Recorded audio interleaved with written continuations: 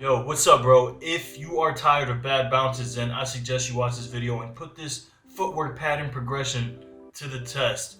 If you don't know what a footwork pattern is, that's alright, we're gonna go over that in this video. But before we get into it, what a time to be a Mets fan after years of just heartache. A Yankee fan just throwing the number 28 in my face. So, footwork patterns is a repeated motion used to give you superior positioning to get this out. Not catch the ball. Get the out.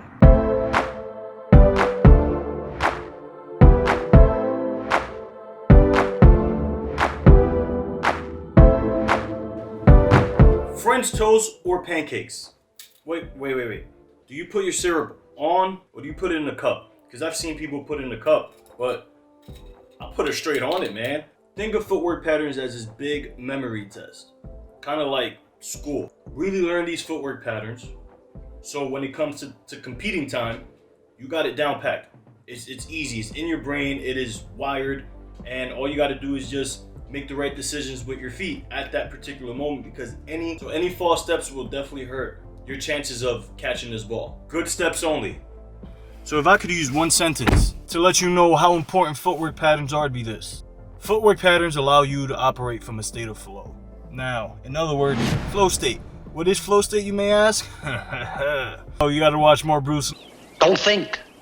Feel. Flow state is the most optimal place to perform if you're an athlete. It is a mind state where you're not thinking, you're just doing something you love and losing track of time, where you're so immersed into the moment, into the activity, that you do lose track of everything. You lose track of time, you lose track of anything, outside factors, personal issues. We all have them, but flow state helps us forget about it, helps us focus on the task at hand. The way that helps me activate this flow state is trusting in my memory. So the memory is basically the work that you put in. If you can optimize that work and work on specific things that you'll see during competition, but then also trust it, when it's time to compete, you can mesh those two will be meshed together and you can operate from a flow state, but try not to notice it. Try to just do it.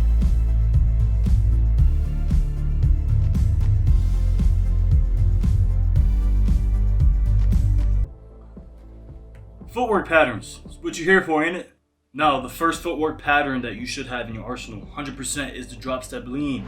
As we go through these drop step leans, you'll see that the left foot is kind of cheating. The left foot's already behind the right foot. It's almost like in a staggered position where we're traveling in this motion, obviously depending on the ground ball, but in these particular cases, the left foot's behind, and at any moment, based off the bounce or the bounces that I would like to create with my feet, I would drop and utilize the leans if I feel like I need to get my eyes behind it more. Otherwise, the lean will definitely help you get your eyes behind the ball, and traveling with your left foot will definitely help you utilize the drop lean a lot more.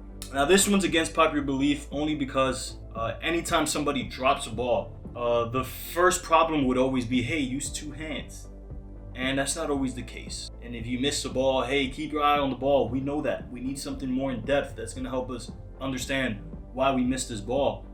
And it's definitely much more than just, hey, use two hands. Yeah, I broke this thumb using two hands. So you don't always got to use two hands. And no, I'm not scared to use two hands. I'm going to use it if I have to. But you don't always have to do it. It limits your reach. I've spoke about this before. If you need to learn more about hands, click this playlist. Watch it after this video, because we're on to number 2.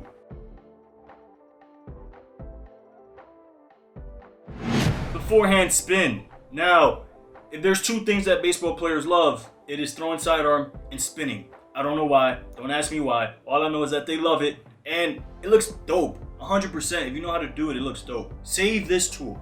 Save this play for when you crush dreams and you steal hits. If we talk about flow, we spoke about that today, all you need is a strong right foot to almost counter the momentum. But that right foot has to stop on the dime and then transfer your weight. Forehand cut. Forehand cut is more like a Tom Brady leading you with a pass. It's like the ball is helping you out. It's already in motion. You just cut it off and continue your line, continue with your business. Power step is one where you have to create it with your body. So it's kind of like an angle or a type of step where you go away from your target to go to your target. So you can definitely create that angle with your body. Now, we didn't cover any backhands here because I have like a plethora of backhand videos that you can check out right here. Check those out if you haven't. Your hands are only as good as your feet. So practice this flow state. Use your ground balls as a way to do it. But any other thing you do, practice your flow state stuff there too. Practice these patterns that you're going to need because these patterns are very crucial when it comes to game time. The time where you can't think or the game's just going to breeze right by you.